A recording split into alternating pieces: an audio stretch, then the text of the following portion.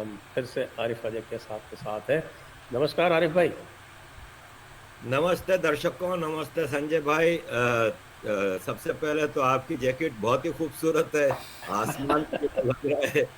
और दूसरा ये है कि congratulations on this, such A bravery Sanjay भाई। Thank you, thank such you. में बड़ी ब्रेवरी।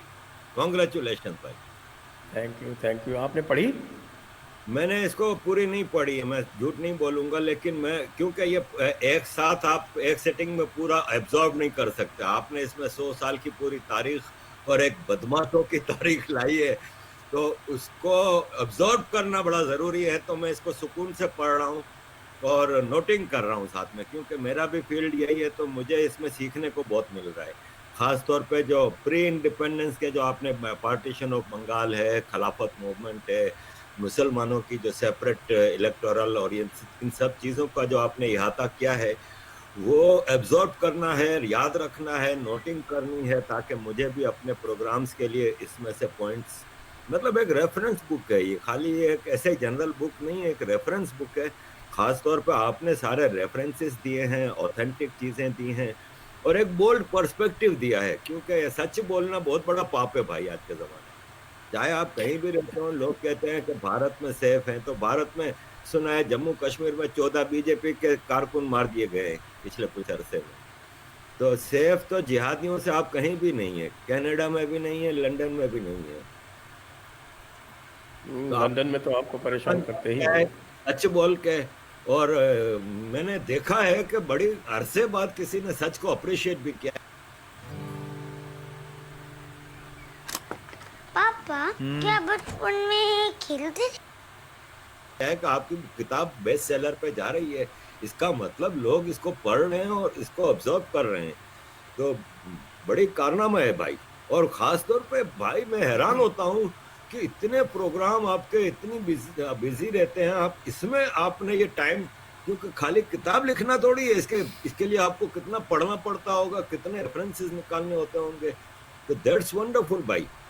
मतलब आई एम सरप्राइज्ड, और मेरे लिए तो ये एक सीखने का मुकाम है कि आप जैसे लोगों से हम सीख रहे हैं कि किस तरह आगे बढ़े, क्योंकि after all I am not a scholar, और मैं तो एक स्टूडेंट ऑफ दिस इश्यूज हूँ। लेकिन वंडरफुल भाई, खास तौर पे बंगाल के हवाले से अभी मैंने पूरा इसका चैप्टर पढ़ा है, खिलाफत मूवमेंट पढ़ी है। आपने तो इनकी बदमाशी को नंगा करके रख दिया है। ये तो आप जो है वो, these are your kind words. मैं ख़ास तौर से आपका ध्यान इस किताब में उस वाक़ये की ओर ले जाना चाहता हूँ जहाँ पर कुछ देवबंदी जो है वो कौमियत मुत्तहिदा की बात करते हैं और उसके सामने बरेलवी खड़े हो जाते हैं, कौमियत जुदागाना की बात करते हैं। और अब आप ये देखें, बरेलवी ये सारे के सारे सूफ़ी है बरेलवी वाले, लेकिन इनकी आप ये जिस शातिरगर्दी देखिए, कितने शातिर हैं ये, कि आज के ज़माने में नैरेटिव ये चला है कि भाई सूफ़ी तो बड़े भले होते हैं और सूफ़ी तो बड़े ही पीसफुल होते हैं। और जो कुछ भी है साहब, वो कश्मीर में भी जो है वो पुराना जो सूफ़ी कल्चर लाना चाहिए और उससे बड़ा भला हो जाएगा।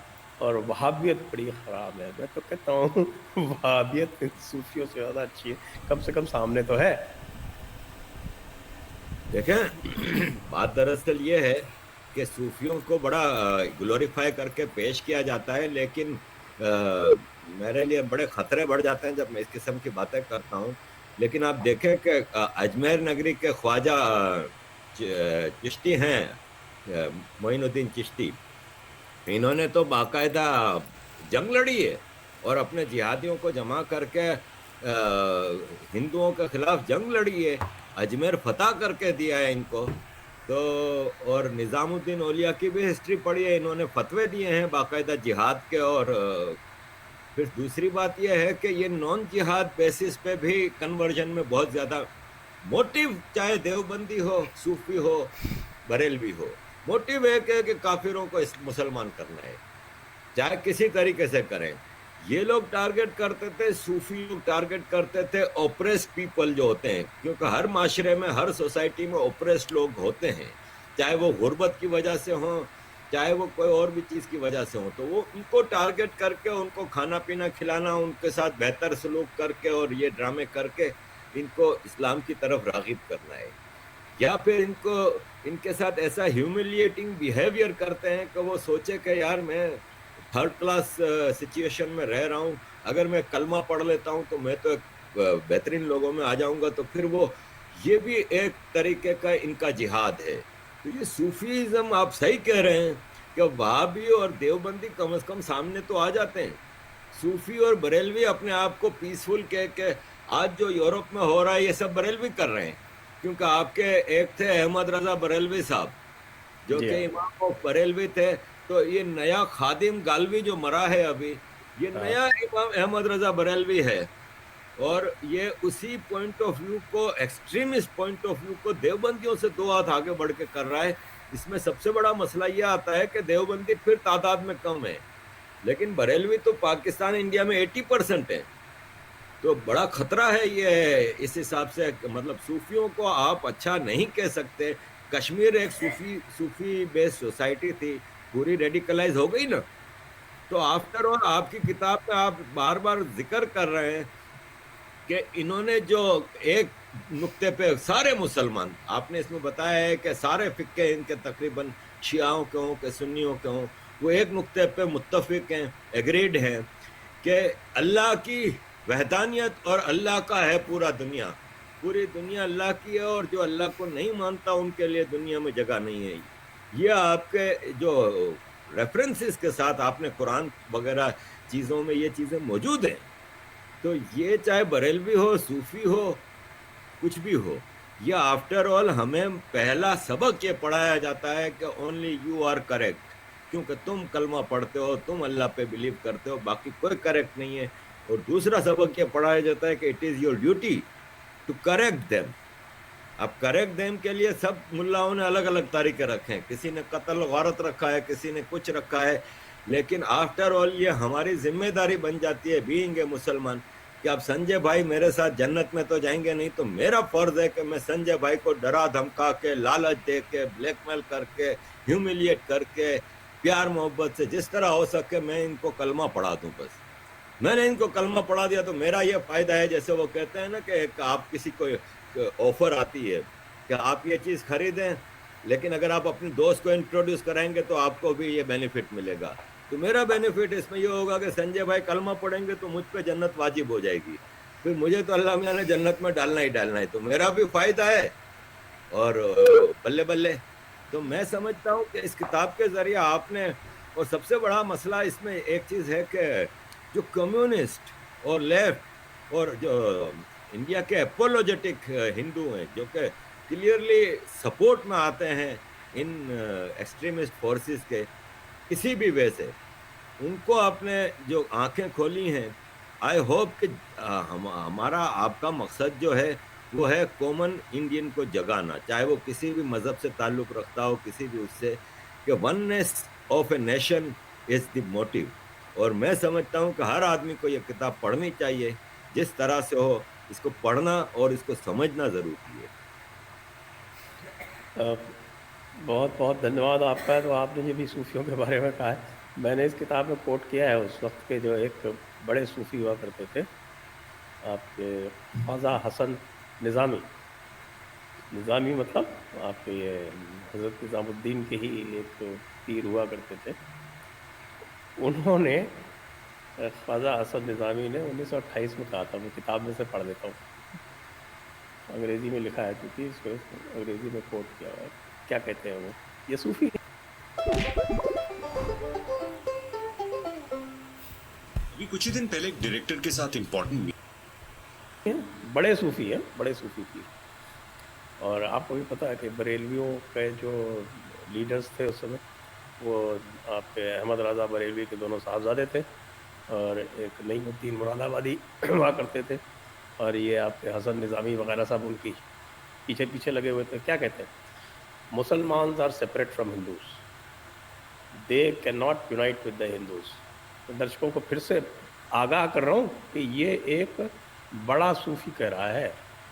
نظامی مطلب نظام الدین اولیاء کے سلسلے سے ہے یہ ان کے بھی جو طریقہ تھا آپ کا چشتی طریقے کے بھی دو سلسلے ہیں مکھ، ایک نظامی اور ایک صابری. تو یہ نظامی سلسلے کے جو سب سے بڑے پیر اس وقت کے تھے وہ کیا ہیں؟ Musalmans are separate from Hindus, they can not unite with the Hindus. After bloody wars the Musalmans conquered India and the English took India from them. یہ ایک سب سے زیادہ فتور پھیلایا گیا ہے، آج بھی بھرا جاتا ہے مسلمانوں کے دماغ میں کہ انگلش نے لیا، جبکہ لیا مراٹھوں نے، انگلش نے مراٹھوں سے لیا تھا. مراٹھوں نے تو ان کو پیٹ کے اور وہ لال قلعے اور پالم کے بیچ میں، بس اسی کے بیچ میں رہ گئے تھے، اس کے آگے نہیں تھے. The Musalmans are one united nation, آگے نا صاحب امت. The Musalmans are one united nations and they alone will be masters of India. They will never give up their individuality. They have ruled India for hundreds of years and hence they have a prescriptive right over the country.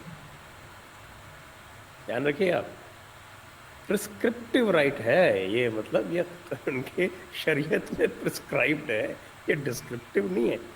جس طرح سے آپ کی شریعت جو ہے وہ ایک پرسکرپٹیو اسکرپچر ہے، جو سارے کے سارے آپ کے سناتن کے ہندو کے جتنے بھی اسکرپچرس ہیں وہ پرسکرپٹیو نہیں ہے، وہ ڈسکرپٹیو ہے. آپ چاہیں تو ان کو فالو کریں، چاہیں تو نہیں کریں، یہ پرسکرپٹیو ہے. کہتے ہیں hence they have a prescriptive right over the country. The Hindus are a minor community in the world. اب دیکھیے ہمارے یہاں مسلمانوں کو مائنورٹی بتایا جاتا ہے نا، خواجہ صاحب کیا کہہ رہے ہیں؟ The Hindus are a minor community in the world. They are never free from internecine quarrels. They believe in Gandhi and worship the cow. یہ 1928 میں کہا جا رہا ہے. They are polluted by taking other people's water. The Hindus do not care for self-government.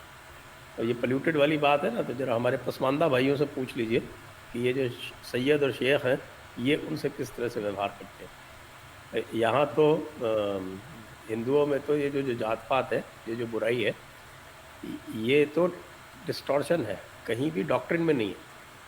اور یہاں تو آپ کے فقہوں کے سب کے ڈاکٹرن میں لکھا ہوا ہے، سید اوپر ہے اور آپ کا شیخ اوپر ہے اور باقی سارے کے سارے تقلید کے اندر بندھے ہوئے ہیں نیچے. Then the Hindus do not care for self-government. They have no time to spare for it. Let them go on with their internal squabbles. What capacity have they for ruling over men? The Muslims did rule and the Muslims will.